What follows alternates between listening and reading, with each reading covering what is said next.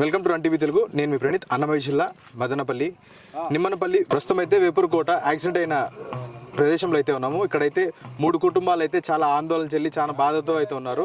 చూసుకున్నట్లయితే ఈ యాక్సిడెంట్లు తరచూ జరిగి ప్రతి ఒక్క కుటుంబాలలో కన్నీటి పాలు అయితే జరుగుతుంది.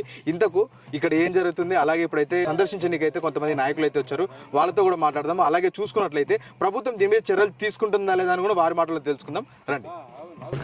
సార్ నమస్తే సార్. సార్ ఇక్కడ చూసుకున్నట్లయితే మదనపల్లి హైవే NH42లో ప్రతిసారి ఘటనలో అయితే కుటుంబాలు అయితే చాలా ఇబ్బందులు పడుతున్నాయి, చాలా మంది చనిపోతున్నారు. కుటుంబాలలో ప్రతి ఒక్కరు చాలా ఆవేదన పాలై ఇలా ఇప్పుడు చూసుకున్నట్లయితే మీరు ఇప్పుడు ఒక చోటుకు వచ్చారు, ఇక్కడ కూడా ఒక కుటుంబంలో 3 అయితే చనిపోయారు. ఇప్పుడు మీరు దీని గురించి ఎలా స్పందిస్తారు సార్? అంటే ఇది చాలా ఇదేంది చాలా బాధాకరమైన విషయం.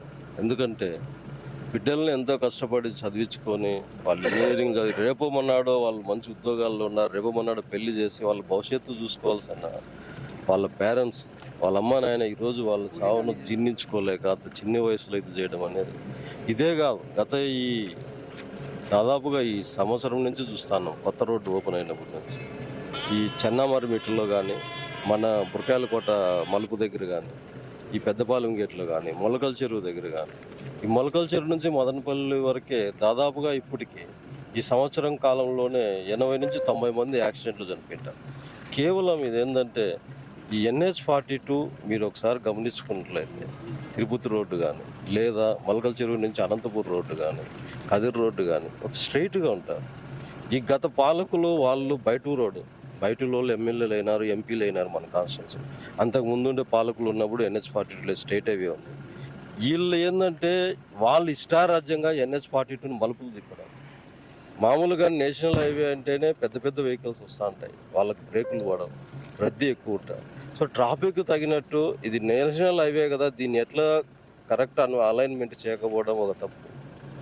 రెండవది వాళ్ళ కోసం ముఖ్యంగా ఏంటంటే తమ్మలపల్లి నియోజకవర్గం చేసుకున్న దరిద్రం ఏమంటే ఈ రోజుకి కూడా ఈ 75 ఏళ్ళ స్వతంత్ర చరిత్రలో ఇంతవరకు పాలించిన ఏ నాయకుడు కూడా దీనికి ఏం కావాలా, ఈ పిల్లలు చనిపోతా ఉన్నారు, 70-80 మంది చనిపోయినారు. ఈ చనిపోయిన 80 మందిలో దాదాపుగా 50-60 మంది వైద్యం సరైన టైం కోసం అందరికి చనిపోయినారు. అంటే ఒక 10 నిమిషాలు 5 నుంచి 10 నిమిషాల్లో మనం వైద్యం ఇవ్వగలిగింటే దాదాపు ఒక 60 మందిని కాపాడగలిగి వాళ్ళ కుటుంబాలని మనం సంతోషంగా ఉండగలిగించాం. వీటికన్నిటికీ ఏంటంటే ఇప్పుడు ఈ తమ్మలపల్లి నియోజకవర్గాన్ని గత పాలకులు పూర్తిగా నిర్లక్ష్యం చేయడం, ఈ గత ప్రభుత్వంలో ఇంకా వీళ్ళని ఎవడు మా కాన్స్టిట్యున్సీలో నోరెత్తి మాట్లాడేవాడు కూడా లేడని చెప్పి ఇష్టారాజ్యంగా ఈ NH42 హైవేని చేయడం, వీటికన్నిటికీ దీనిలన్నిటిని నేను కూడా ఈరోజు అన్నీ రెడీ చేసుకుంటున్నాను. కలెక్టర్ గారు కానీ, సబ్ కలెక్టర్ గారు కానీ, ముఖ్యమంత్రి గారికి అందరికీ ఇవ్వాలనుకున్నాను రిప్రజెంటేషన్స్. ఒకటి, తమ్మలపల్లి నియోజకవర్గానికి ఒక జనరల్ హాస్పిటల్ కావాలి. ఎందుకంటే ఈరోజు చిన్నది జరిగినా మదనపల్లికి పోవాల్సి వస్తుంది. మదనపల్లి అంటే 1 అవర్ జర్నీ. ఈ 1 అవర్లో వాళ్ళ ప్రాణాలు పోతున్నాయి. ఒక 10 నిమిషాల్లో వాళ్ళ హాస్పిటల్ కానీ చేర్చగలిగింటే ఈరోజు ఇంతమంది తల్లులు బాధపడేవాళ్ళు కాదు. దీని మీద పనిచేస్తున్నాం. ఖచ్చితంగా తమ్మలపల్లి నియోజకవర్గానికి మంచి జనరల్ హాస్పిటల్ తీసుకొచ్చి, అది కూడా ఈ నేషనల్ హైవేకి అతి దగ్గరలో, ఇప్పుడు ఏదైతే ఇప్పుడు యాక్సిడెంటల్ జోన్గా ఎక్కువ అయిపోతున్నాయో ఈ తనకల్లు నుంచి మనకు ఆల్మోస్ట్ ఇక్కడ వరకు వస్తున్నాయో ఈ మధ్యలోనే మొలకల చెరువు కానీ, బురకాయలకోట కానీ, గోళ్ళబోల కానీ ఈ మధ్యలోనే ఒక మంచి జనరల్ హాస్పిటల్ ఏర్పాటు చేయడానికి మా వంతు కృషి చేస్తాం. మా వాళ్ళని అందరికీ మా సీఎం గారికి రిప్రజెంటేషన్ ఇస్తాం. సార్ అలాగే ఇట్లాంటి సంఘటనలు పునరావృతం కాకుండా ముందు జాగ్రత్తగా తీసుకుంటాం. సార్ అలాగే చూసినట్లయితే ఇది ప్రభుత్వం వైఫల్యం అంటారా, లేకపోతే పిల్లలు అతి వేగంతో ఇది జరుగుతుందా, లేదంటే రహదారులు మీరు చెప్పినట్లు సరిగ్గా లేవంటున్నారా? ఇది ప్రభుత్వ వైఫల్యం అయితే కాదు. ఎందుకంటే ఇప్పుడు ప్రభుత్వం వైఫల్యం అంటే ఇప్పుడు జనరల్ హాస్పిటల్ ఉన్నాయి. ఇక్కడ ఉన్న నాయకులు ఎవరైతే ఉన్నారో వాళ్ళు ప్రభుత్వంతో కొట్లాడి చేసుకోవాలి. ఎవరికైనా కూడా ఇప్పుడు మన ఊరికి ఏం కావాలో మనకు తెలుస్తుంది.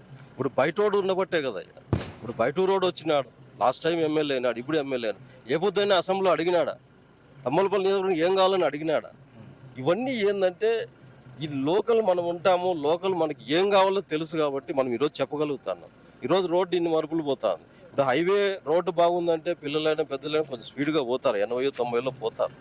కానీ ఆ పక్కన వచ్చే బండిని ఎక్స్పెక్ట్ చేయలేరు కదా, వాళ్ళకు కనపడదు, వీళ్ళకు కనపడదు. అతివేగం అనేది ఎప్పుడు చేయకూడదు. దాంతోపాటు మేము యూత్కి ఇచ్చే సందేశం ఏమంటే ఖచ్చితంగా హెల్మెట్ పాటించండి. హెల్మెట్ ఉంటే ఇంత దారుణాలు జరగవు.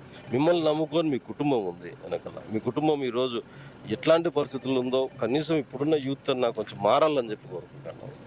నేను చెప్తున్నది యాక్సిడెంట్, ప్రమాదం అనేది మనకు తెలిసి రాదు. కానీ ప్రమాదం జరిగిన నివారించుకునే కార్యక్రమంలో ఒక జనరల్ హాస్పిటల్ మనకు దగ్గరలో ఉంటే కొంతవరకు మనకు మెరుగయ్యి ఇంత 1 అవర్కు ప్రాణం పోయే పరిస్థితి రానికుండా 10-20 నిమిషాల్లో మనం హాస్పిటల్ చేర్చగలిగితే అట్లీస్ట్ బతికించుకోగలం కదా అనేది నేను చెప్తాను.